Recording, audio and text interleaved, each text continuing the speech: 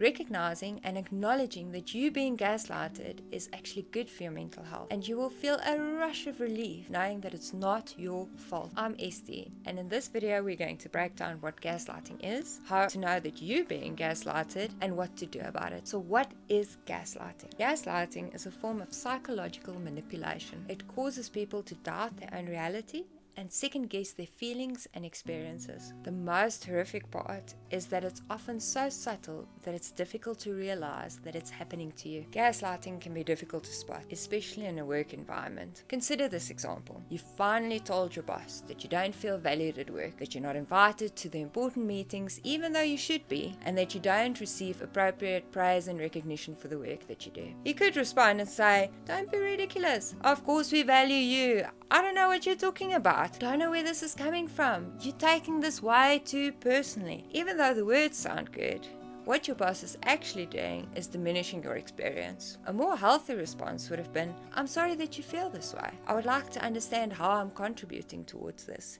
and what we can do to make the situation better for you." There's a subtle difference. In the second response, your boss is actually validating your experience and trying to make it better for you. Gaslighter might lie about the things that have happened, deny or minimize the significance of your observations, call you out for being overly emotional, act hot and cold, accuse you of mistakes you didn't make, leave you out of important meetings or discussions, or even sabotage your work. Why would someone do this? Gaslighters themselves feel insecure and threatened by others, and they use gaslighting as a way to feel more powerful and in control. Instead of taking responsibility for their actions, they blame others. They defend their position, justify their action, and displace their own issues and conflicts onto others, all to try and make themselves feel better. How do you know that you are being gaslighted? There are two ways to find out whether you are being gaslighted. The first is red flags you notice within yourself. You may feel that something is wrong, but you can't put your finger on it. You may even think you're the problem. You're constantly second guessing yourself. You feel confused or even question your sanity. You have trouble making simple decisions. You don't feel like yourself. You find yourself ruminating over conversations. You're apologizing even though you feel you're not supposed to. You feel burnt out and exhausted by the interpersonal dynamics. And you have an entirely different narrative and feeling about your workplace than your supervisors or peers do. The second way to find out whether you're being gaslighted is to pay attention to the red flags displayed by the gaslighter. They will avoid taking responsibility and be quick to blame others for their mistakes. They easily criticize, but they cannot take criticism themselves. They lack empathy. They need constant admiration and validation. They're controlling. It's their way or the highway. And they have poor boundaries. So what should you do if you think that you're being gaslighted at work? The first thing is to recognize it. Gaslighting can be incredibly harmful to your mental health, resulting in depression, anxiety, fear, self-doubt, feelings of helplessness, lowered self-esteem, and shattered confidence. Recognizing and acknowledging that you being gaslighted is actually good for your mental health, and you will feel a rush of relief knowing that it's not your fault. You are not the problem.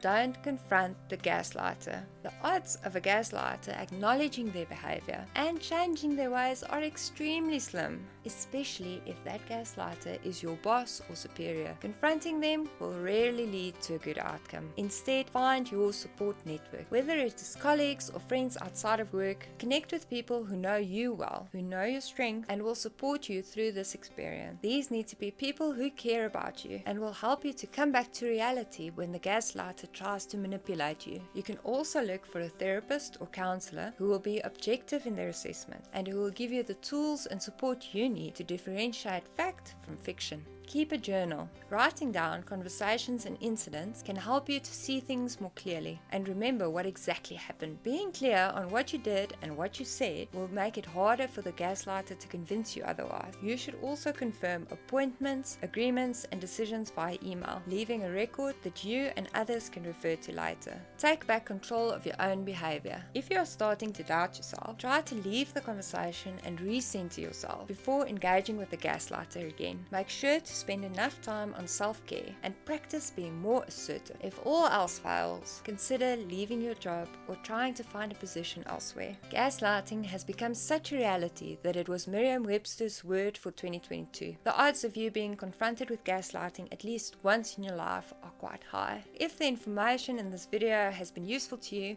please give it a like and subscribe to my channel for more.